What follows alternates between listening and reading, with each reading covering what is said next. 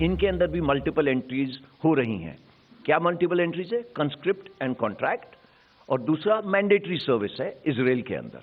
Engagement period जैसे कि Russia में देखिए 1 साल, 3 साल। परमानेंट के अंदर कंस्क्रिप्ट और परमानेंट के बीच में जो रेशियो है वो 2/3 परमानेंट है और 1/3 कंस्क्रिप्ट है। ट्रेनिंग की जो अवधि है वो अलग अलग श्रेणियों में दी हुई है। जो वुमेन के लिए, इजराइल के लिए जैसे लिखा हुआ है 3 साल कंपल्सरी है और वुमेन अलग किस्म की है। ये जो आपके सामने दर्शाया गया है इसमें 2 बातें आपको ध्यान में रखने की जरूरत है। नंबर 1, किसी के पास भारत जैसा डेमोग्राफिक डिविडेंड नहीं है। इसके ऊपर सिर्फ मैं 10 सेकंड बिताना चाहूंगा। हमारे जो यूथ हैं वो 50% 25 साल से नीचे होंगे। ये कोई भी देश कितना भी विकसित हो उसके पास ये डेमोग्राफिक डिविडेंड नहीं है। फौज को चाहिए कि हमारे पास जो हमारे युवक हैं, हमारे सैनिक हैं, वो इस डिविडेंड का फायदा उठाएं। We have to be reflective of this demographic dividend. दूसरा, हम बाहर से कॉपी पेस्ट नहीं कर सकते। इंडियन प्रॉब्लम्स, इंडियन सॉल्यूशंस, तो इस चीज को ध्यान रखा गया। उसके अलावा हम इसके अंदर जो हमने सेलिएंट फीचर्स देखे हैं कैसे मिले, हम लोग हर एक साल तकरीबन 80 से 100 एक्सरसाइज करते हैं बायलैटरल तमाम देशों के साथ। उनके साथ हमने देखा उसकी आयु क्या है, उसकी एंट्री क्या है, तो हमें उनसे बातचीत करने से, एक्सरसाइज करने से, चाहे 10 दिन की हो चाहे 1 महीने की हो, ये हमें ज्ञान मिला उनसे कि उनके पास इस टाइप के प्रावधान हैं। एज जैसा कि मैंने आपको बताया, सब कंट्रीज जो आपको दिखाई हैं 26 से 27 साल। एंगेजमेंट पीरियड भिन्न भिन्न प्रकार के हैं, बट जो सबसे ज्यादा पीरियड फॉलो करा जाता है 2 से 4 साल। जो ट्रेनिंग पीरियड है वो आपके सामने लिखा हुआ है। कमिंग टू अग्निपथ करने से पहले मंथन। देखिए, कोई भी इतना बड़ा रिफॉर्म होगा ये हो ही नहीं सकता कि इसके ऊपर अलग अलग किस्म की बैठकें नहीं बैठें। हमारे जो तीनों चीफ्स थे इससे पहले एंड जनरल बिपिन रावत, ये काम 2 साल से तो बहुत जोर शोर से शुरू हुआ। उससे पहले ये सिर्फ कागजों पे स्टडी करा जा रहा था अलग अलग कमिटीज के ऊपर। एंड इस सब ministry of defence of course lead कर रही थी, चाहे वो मिनिस्ट्री ऑफ होम अफेयर्स हो, चाहे लीगल हो, चाहे फाइनेंस हो, चाहे मिनिस्ट्री जो इंडस्ट्री के साथ डील कर रही हो, चाहे मिनिस्ट्री ऑफ इंफॉर्मेशन ब्रॉडकास्टिंग हो, ministry of skill development entrepreneurship हो, ministry of higher education, primary education, youth affairs, ये सब मिनिस्ट्रीज के साथ मंथन करा गया। सिर्फ हमने उनको स्कीम की डिटेल्स धीरे धीरे बताई। जो आपके सामने जो अब अनफर्ल हो रहा है ये एक प्लान्ड इवेंट है। प्लान्ड इवेंट इस तरीके से कि मिनिस्ट्रीज को बताया गया था 14 तारीख को कि ऐसे ऐसे आपके सामने युवक आएंगे, बट उन्होंने अपना जो प्रावधान था वो सब करा हुआ है। जो उन्होंने इंटेंट बताया अब आप एक्शन में उसको होता देख रहे हैं। अगले 2 से 3 हफ्ते के अंदर ये इंटेंशन कागज के ऊपर उतर जाएगा कि उनको सीनियरिटी दी जाएगी, उनको 10% जॉब यहां पे होगा, एटसेट्रा एटसेट्रा। उसके अलावा सर्विसेज, ये आपके सामने सारी सर्विसेज ने अपना इंटरनल मंथन करा। एंड ये सिर्फ मंथन ऐसे नहीं है, डिफेंस एनालिस्ट जो हैं वो इसके बारे में कई सालों से लिख रहे हैं। उन सब की हमने जो लिखाई पढ़ाई है उनको स्टडी करा और उसमें से जो बेस्ट प्रैक्टिसेस थी उसको इंप्लीमेंट करी। अब आया टाइम ऑफ लॉन्च।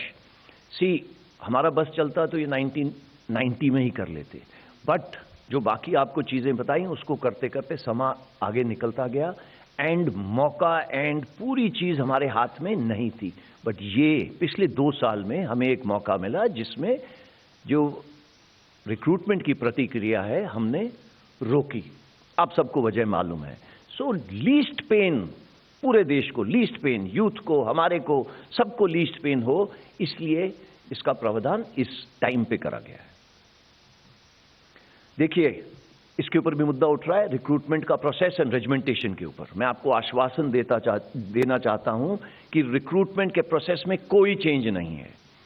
जो अभी 5 साल पहले रिक्रूटमेंट प्रोसेस था या 2 साल पहले था और 5 दिन बाद होगा, प्रोसेस कोई चेंज नहीं है। तीनों सर्विसेज के जो प्रोसेस थे वो वैसे के ही वैसे रखे गए हैं। ऑल इंडिया ऑल क्लास के ऊपर लोग बोल रहे हैं, कोई फर्क नहीं है।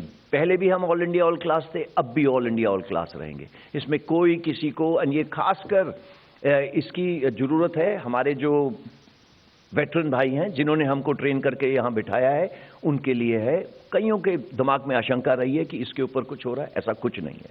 जो रेजिमेंटेशन का प्रोसेस है वो बिल्कुल अनचेंज्ड रहेगा। नाउ कमिंग टू प्लेज, आपने देखा कि पिछले कई दिनों में प्रोटेस्ट, आर्सन, वायलेंस, उसके लिए कोई जगह नहीं है। अंडरटेकिंग नॉट प्लेज कि उन्होंने पार्टिसिपेट नहीं करा। पुलिस वेरिफिकेशन हमेशा होती थी, सिर्फ बिकॉज 3-4 दिनों में ये आर्सन और वायलेंस देखा गया, इसलिए इसकी प्लेज और अंडरटेकिंग हम लेंगे। जो सर्विसेज ट्रेनिंग कर रहे हैं उसमें कोई बदली नहीं हुई है। इसके बारे में विस्तार से रिस्पेक्टिव सर्विसेज के लोग बताएंगे। सिलेक्शन सिस्टम, इसके बारे में डिस्कशन हो रही है। मैं दोहराना चाहूंगा कि आज भर्ती होने के लिए हर एक वैकेंसी के लिए 50 से 60 लोग आते हैं, एक सिलेक्ट होता है, तो 49 से 59 लोग वापस जा रहे हैं। तो हमको जरूरत क्या है? हमको जरूरत है देश के लिए बेस्ट लेने की। ये we can not take the second best. हमारा जो काम है वो second runners up silver medal से नहीं चल सकता। ट्रांसपेरेंट होगा ये प्रोसेस, फेयर होगा, ऑब्जेक्टिव होगा और सेंट्रली मेंटेन्ड होगा।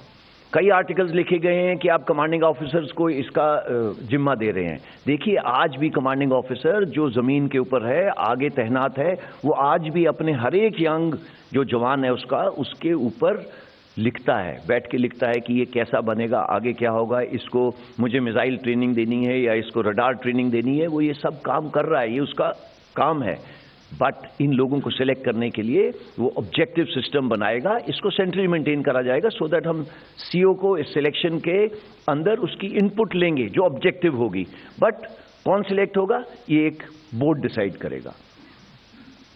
देखिए, अग्निपथ इंप्लीमेंटेशन के लिए फोर्सेस को एम्पावर करा गया है।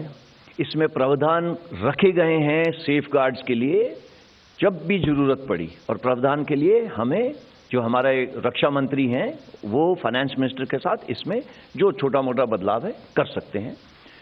फोर्सेस के अंदर आपको फेथ रखना बहुत जरूरी है। हमारी ओनरशिप इस स्कीम के लिए 100% है, एंड ये स्कीम एक बिल्कुल इम्प्लीमेंटेबल है, बिकॉज इसको कई देर से सोचा गया है। एक आदमी ने नहीं सोचा, एक औरत ने नहीं सोचा, बहुत लोगों ने अपना दिमाग लगाया, जैसे कि मैंने आपको मंथन में बताया। इन द एंड हमको बेस्ट चाहिए। एंड क्यों बेस्ट चाहिए? बिकॉज देश की रक्षा का सवाल है।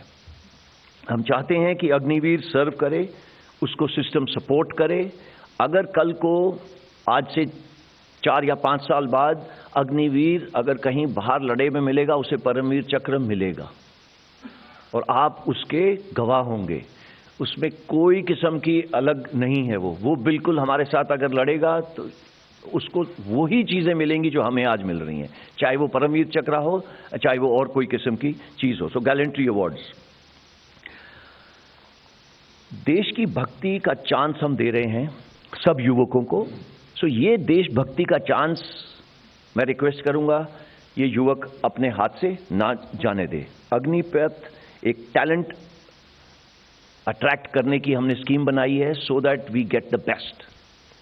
एंड इसके साथ मैं चाहूंगा कि एक लाइन आप याद रखिएगा कि देशभक्ति या फौज में काम करना एक जुनून है, एक जज्बा है, ये एक नौकरी के लिए प्रावधान नहीं है।